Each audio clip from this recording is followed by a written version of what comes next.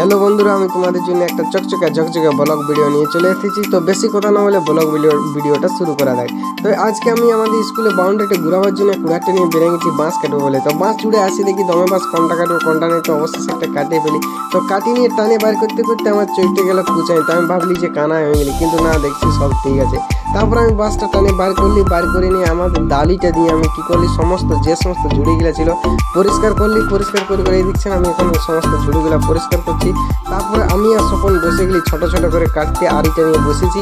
তো ছোট করে কাটা কমপ্লিট হয়ে গেলো। তারপরে আমি বাঁশগুলো নিয়ে চলে আলি আমাদের যেখানে বাউন্ডারি ঘুরাবো সেইখানে। তারপর আমি গর্ত করতে শুরু করলি শাবলটা দিয়ে।